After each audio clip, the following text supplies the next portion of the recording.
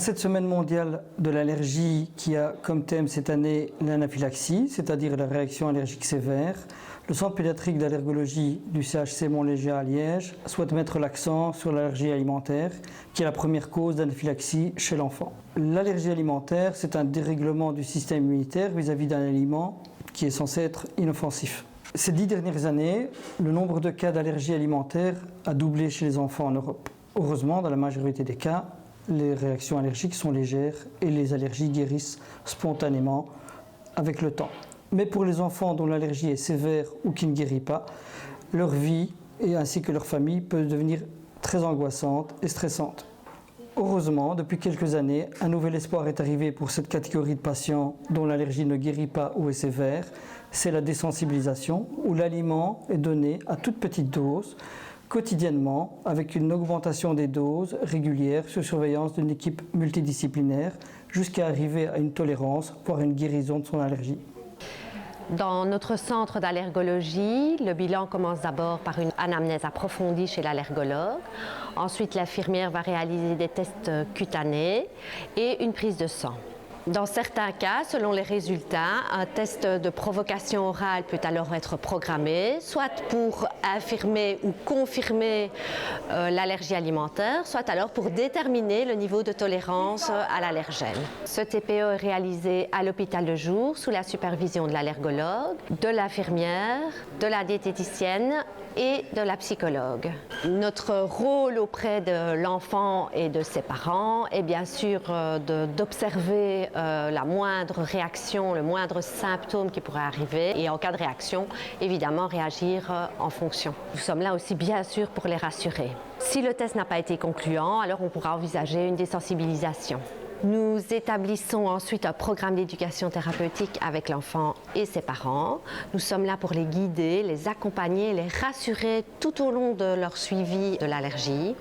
Dans cette éducation thérapeutique, les objectifs principaux des infirmières sont d'abord d'apprendre à reconnaître aux parents et à l'enfant les manifestations d'une réaction allergique et de pouvoir administrer bien sûr les médicaments en fonction de cette réaction et notamment cette fameuse adrénaline en cas d'anaphylaxie.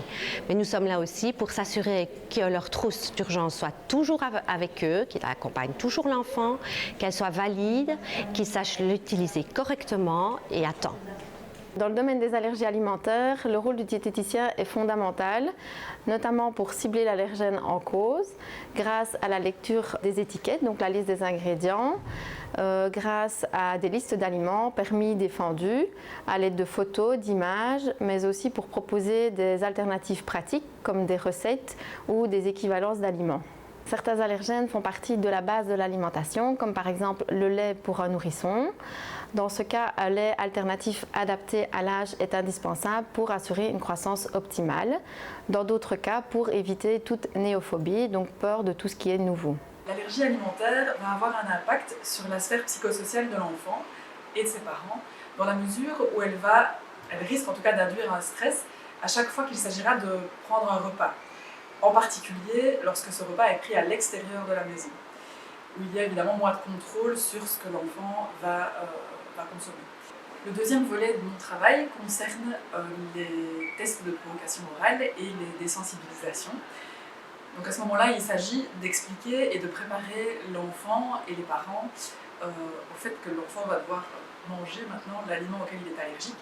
Chez les bébés, ça ne pose en général pas trop de problèmes, mais par contre chez les enfants un peu plus grands, c'est parfois compliqué et stressant d'admettre. Ils vont devoir goûter l'aliment qu'ils ont dû éviter depuis plusieurs années et parfois en manger tous les jours à la maison. Donc j'essaie de les préparer au mieux et de leur expliquer au mieux le pourquoi et le comment ça va se passer. L'objectif d'une prise en charge multidisciplinaire de l'allergie alimentaire chez l'enfant, c'est de déjouer ces allergies alimentaires pour leur simplifier la vie.